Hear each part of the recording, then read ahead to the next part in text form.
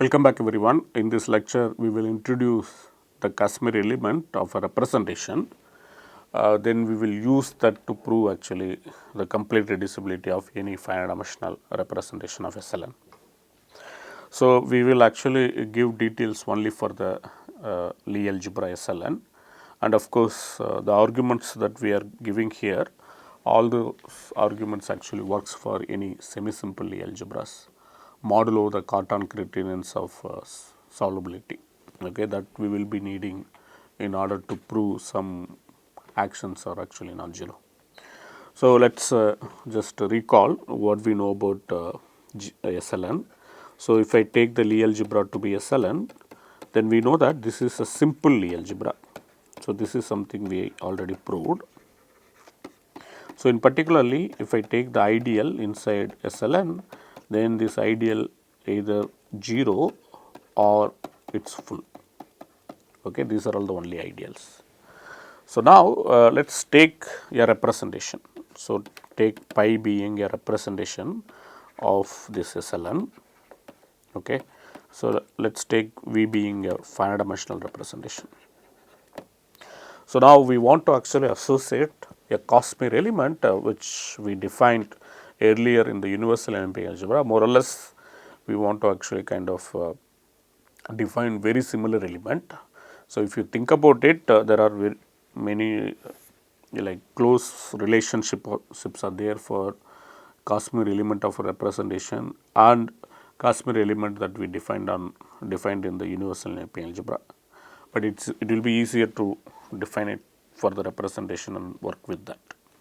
So, let us take this representation. Okay. Then as before we can actually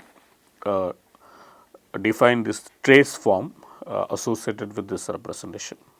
So, that is going to give you,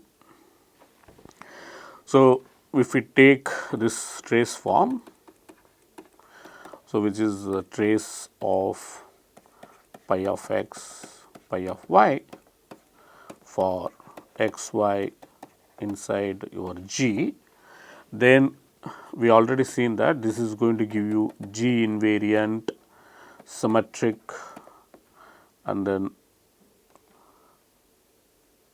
bilinear form on G. Okay. So, we want to actually prove that this is indeed non-degenerate form. Okay. So, V is not necessarily irreducible module. We are actually taking any finite dimensional representation and then looking at its trace form. And then for any representation we proved that it must be G invariant, symmetric and bilinear. And now we want to claim that this is indeed non-degenerate form. Okay. How one can observe this? So, we can actually prove that the radical of this representation is 0. Okay. Let us call that radical being RAD beta. So, this is by definition this is those x in G such that whenever you compute beta of x y, that should be 0 or for all y inside G. So, basically those elements that are orthogonal to all the elements of G. And since beta is G invariant, one can actually prove that this is indeed ideal inside your G. Okay. So, how one can prove? So, let us take x inside the radical and then y inside your Lie algebra. Okay. So, then just compute what is bracket x y. Okay. So, then you can see that the beta of the bracket x y z is going to be beta of x comma the bracket y z. So, this is coming from the invariance. Okay. So, but the beta of x comma anything is 0 for all elements of G. So, in particularly the beta of x comma bracket y z is 0. So, this proves that the bracket, so this is true for all z in G. So, that means the bracket x y is again element inside your radical. So, that makes the radical being ideal inside G. So, now there are only two choices for this ideal, because G being simple Lie algebra, either it can be 0 or full. So, let us see what happens when it is full. Okay. If the radical of this is full, then you can easily see that. Okay. So, this pi that we have started with, so this being, okay, we have to take some non-trivial representation, otherwise everything just collapses, because all pi of x will be 0, this beta will become 0. So, if you take a non-trivial representation, then you can easily see that the kernel pi, that being ideal, okay, the kernel pi being ideal inside G forces that the kernel pi is indeed trivial. So, then since G being simple Lie algebra, if you start with a non-trivial representation, then we get this faithful representation. So, then that forces that pi being just injective. Okay. If pi is injective, then what will happen? Pi of SLN or G will be isomorphic to SLN. Okay. But note that if you take this radical of beta, if you use Cartan's criteria for solubility, okay, so this is the block box that we are going to actually just state it here. So, basically the Cartan's criterion simply states that the radical of beta must be soluble. Okay. Cartan's criteria for solubility tells you that, okay, this radical of beta must be soluble. So, take it as a block box, it is a criterion, just immediately tells you that this is soluble, but SLN is not soluble, it is a simple Lie algebra. Okay, we will have a contradiction.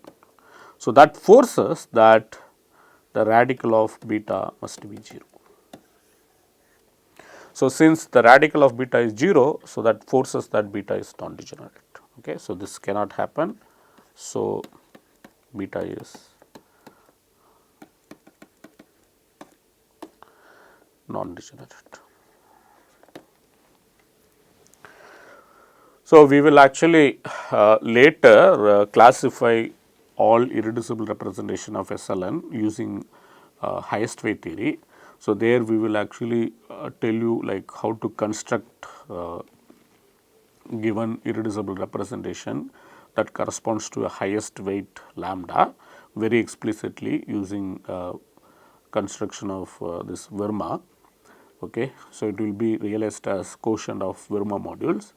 So, from that information one will be able to actually calculate how the Casimir element act on any given irreducible representation, and we will prove that Casimir element that we constructed in the earlier class, that will act as a non-zero scalar on given irreducible finite dimensional representation of SLN, and that fact also can be used to prove the complete reducibility. Okay, that is actually, that gives different proof in some sense, but here we are actually using Cartan's criteria to say that this beta is non-degenerate, because beta is non-degenerate is important to actually construct the dual basis for given basis of G, and that is used in the computation of Casimir element. Okay. So, this approaches somewhat uses this block box Cartan's criteria, which can be avoided later once we classify all the irreducible finite dimensional representation of SLN.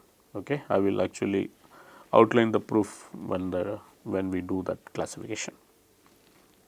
So, now we have proved that we have this representation which is we have this trace form which is non-degenerate. So, now what we can do, as before in the construction of Casimir element, we can actually take a basis of G which is SLN, and then you can actually take the dual basis with respect to the beta, dual basis with respect to beta. So, now you can see that okay, all the calculation that we did just goes through. So, in particularly beta of xi yj becomes delta ij. So, now you can construct this C pi beta, which is Casimir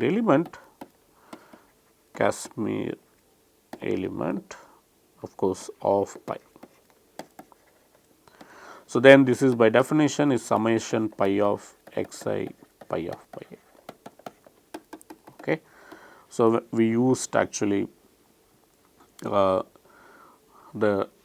natural embedding of G inside UG to define actually Casimir element inside the center of UG.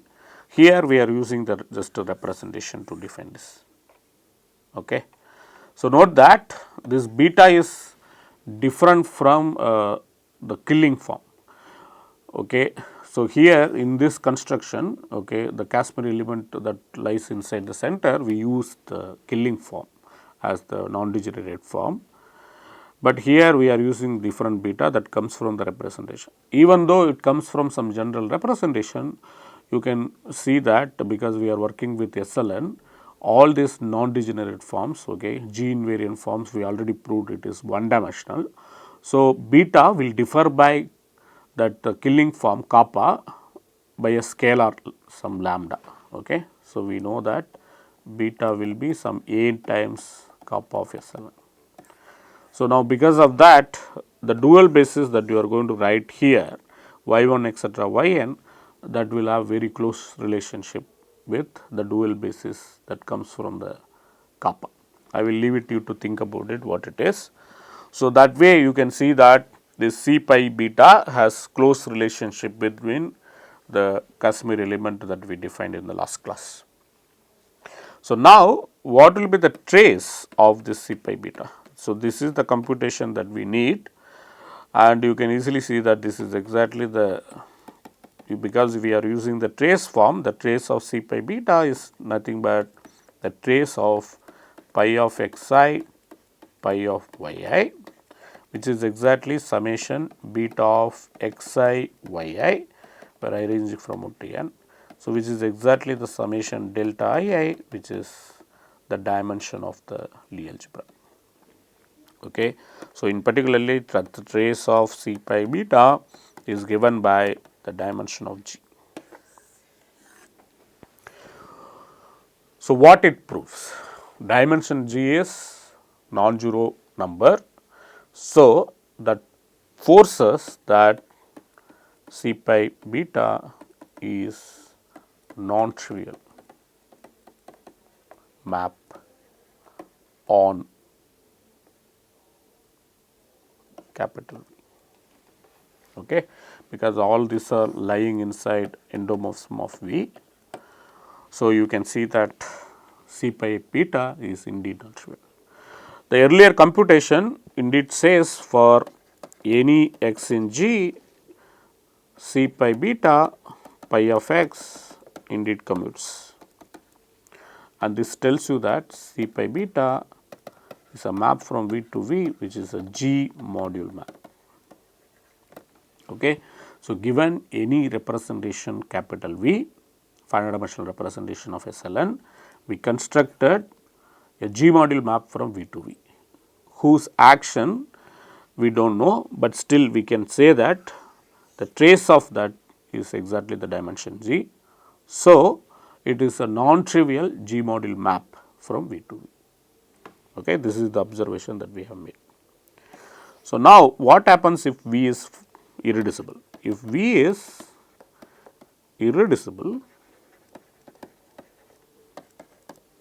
so then we know that the C pi beta, because being C module map, G module map, so this must be some scalar times identity on V.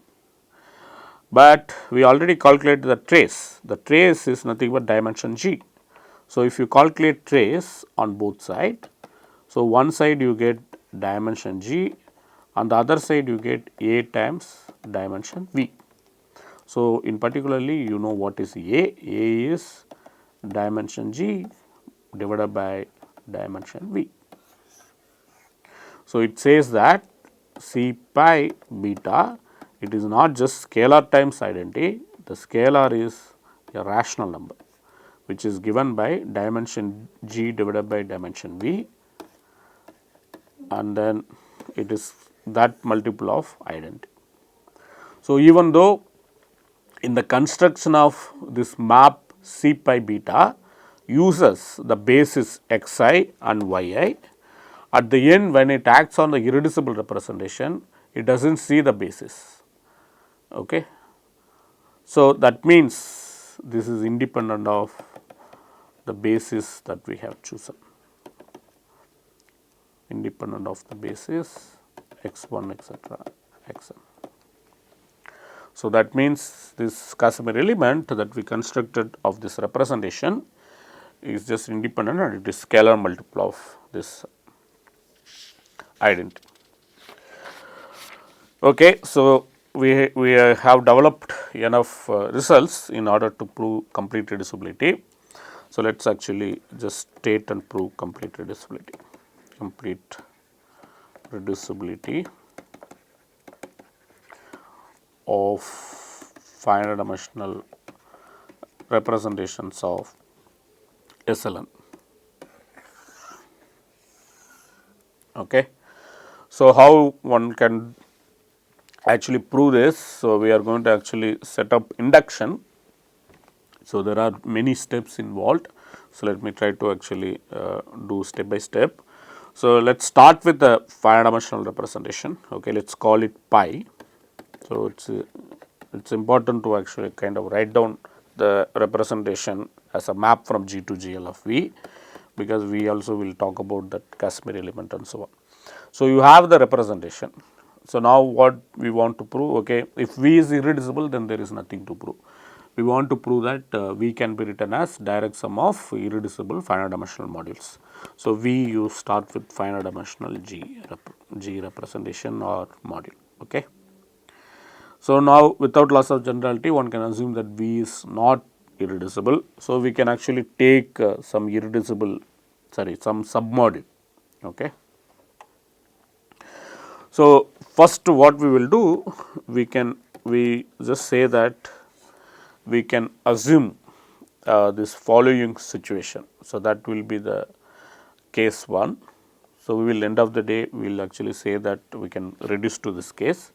The very first case that we want to consider, we have a submodule, okay, G submodule of V which has codimension 1. So, we know that there is a G submodule, but we are just taking the case where we have G submodule which has the codimension 1. Okay. So, then we can see that V modulo W, so the dimension of this is just 1. Okay. And it is simple exercise. So, let me just state it here. So, SLN acts trivially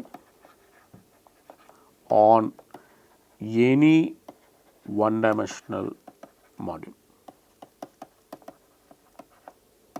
Okay. So, if V you take it to be one dimensional module, then SLN must act trivially. That is because the bracket of SLN is exactly SLN because of that. Okay. So, just take it as exercise, it is a very simple exercise. So, we already have this trivial one dimensional representation. Okay. Let us denote it by C. So, this is the trivial one dimensional representation, and this exercise tells you that all one dimensional representations are trivial. So, without loss of generality we can just use that as notation. So, basically what we are saying, V modulo W as a G module isomorphic to the trivial representation. So, this statement can be reinterpreted using the exact sequence as follows. You have W and then you have this inclusion map from W to V, and then you have the quotient map from V to V modulo W, which is you can denote it by C because it is a trivial representation, and you have this exact sequence of G modules. So, basically what we want to say? We want to say that this sequence splits. Okay. So, first reduction that we want to make. Okay. So, by induction on the dimension of W, we want to reduce to the case W being irreducible. So, this is the reduction. Okay. So, by induction on the dimension of W, we can assume that W is irreducible. Okay, let us see why we can actually assume this. So, in case if it is not irreducible, then what will happen? So, you have the exact sequence like this, and W is not irreducible. So, this is actually nothing to do with Lie algebra representation theory. So, these kind of arguments actually works for any representations, okay, any finite dimensional representations. So, you can actually take W dash, which is proper inside W, and this is just like kind of submodule. Okay. Because W being not irreducible, then we can always have something like this. Then immediately we can actually form this following exact sequence: V modulo W dash modulo W modulo W dash, which is naturally isomorphic to V modulo W, which is naturally isomorphic to C. Okay. Maybe I will write it in the bracket. So, you have this following exact sequence. You can see that the dimension of either the middle module or the left module, it all goes down. So, that means by induction we can assume that this is this sequence actually splits. So, it is a sequence of G modules. So, by induction we can assume that this splits. So, we have V modulo W dash, which is exactly equal to W modulo W dash direct sum some W tilde modulo W dash. Okay, there exists W tilde, which is complement of W modulo W dash. This decomposition as G modules. Okay. So, now this W tilde is there. Look at W tilde. You will see that W dash is contained in W tilde. So, then you can just look at W tilde modulo W dash. So, you have this another sequence of exact sequence of G modules. So, note that the dimension of this is just a dimension of this minus this.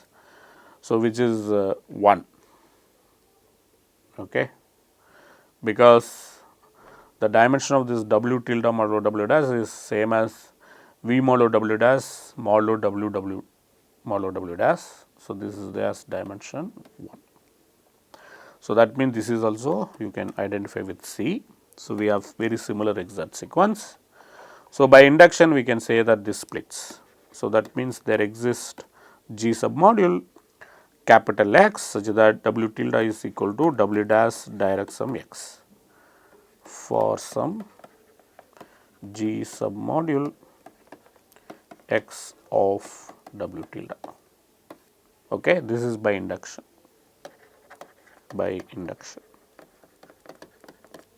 So, now you have this another X. So, now how to combine them together? Okay, it is a simple exercise now to put all them together. See, we have started with W, and then which sits inside V, you have V modulo W, and then you have taken this W dash which sits inside W. So, then you looked at this V modulo W and then you said that the complement of that is just W tilde modulo W dash. Now, when you look at W tilde, then you this is split into W direct sum W dash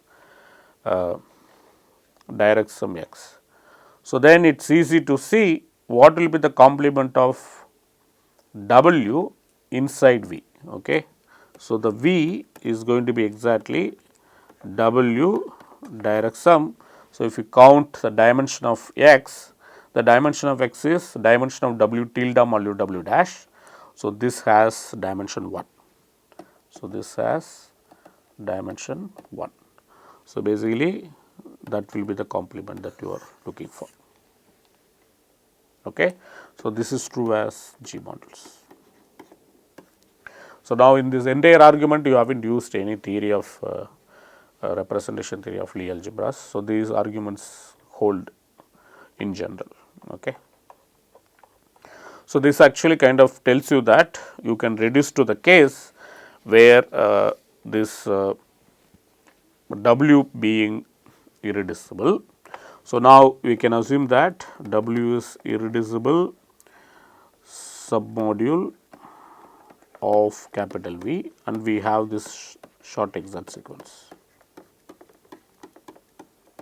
and we are just assuming it has co-dimension 1. So, these are all the now assumption. Okay. So, now look at this representation pi which is representation of G to GL of V. Now, I can construct C pi which is C, let us say. So, I know that the trace of C pi is dimension of G, in particular it is non-zero. So, you can look at this C pi which is a map from V to V. Now, C pi is given by what? Summation pi of xi pi of yi, if you remember. Then C pi is a G module map. So, C pi maps W to W. Okay. So, that is clear. But if you actually think about it, since V modulo W is trivial, V modulo W is trivial, the C pi of W should be C pi of V itself should be mapped to W, because if I take C pi of pi of x of any capital V, that should any element of capital V that should be lying inside W. That is the meaning of saying that G acts trivially on this V modulo W. So, we have the following information: C pi which is a G module map and C pi of V is contained in W. So, now we can restrict C pi to W and then see what happens.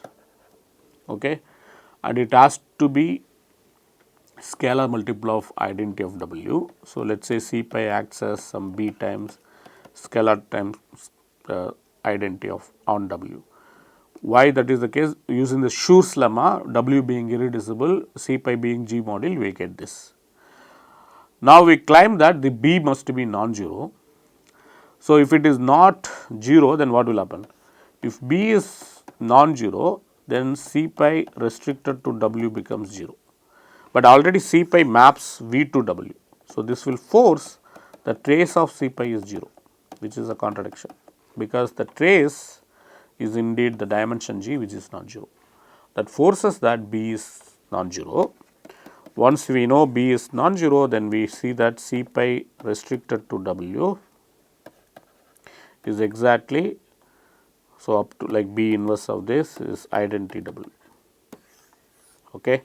So, now if I take the kernel of this C pi which is same as the kernel of B inverse of C pi. So, this is going to be the complement of W, complement of W. So, it is exercise, simple exercise. It's a simple exercise that V is equal to W direct sum kernel of C pi. Okay. So, in this case we have the result using the Casimir operator.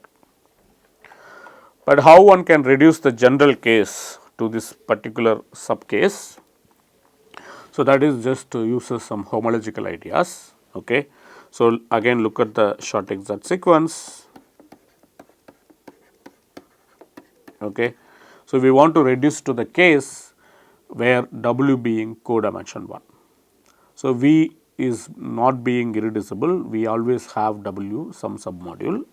So, let W be a G submodule of capital V and not necessarily one codimension 1, okay, not necessarily codimension 1, because we are dealing with the general case. Now, in this scenario what we can do? So, we can construct the following spaces. Okay. First of all, note that the home V comma W, so this is a G module. So, we take this exact sequence and then we produce a new exact sequence of submodules of this space home V comma W, whose splitting basically, okay, we will construct this codimension 1 module. Okay. We want to construct something like this. We will construct W V C 0 and W being, okay, inside V inside the home V comma W, and this has, let us say, codimension 1, and we construct something like this. We just proved that such sequence splits. The splitting of the sequence will tell you that splitting of this sequence. So, that is the main idea, and if you just work it out the details, then you will know that how naturally one can define these spaces. So, let me just define those spaces. So, you take this script V to be those maps from home V comma W such that when you restrict this map to W, then it becomes some scalar times identity for some scalar times identity. So, I will leave it to you to check it is indeed a submodule, it is not very hard, and then you can define this W script W, this is those f in V such that when you restrict it to W it becomes 0. And since f restricted to W is scalar times identity on W and this script W is actually those f such that f restricted W is 0, then it is easy to see that this has codimension 1 inside V. So, I will leave it to you to check both V are G submodules of home V comma W. Okay. So, recall that what is the action. So, if I take x in G, f in the home V comma W, then x dot f defined on V is nothing but x dot of f of V minus f of x dot V. Okay. So, that is the definition of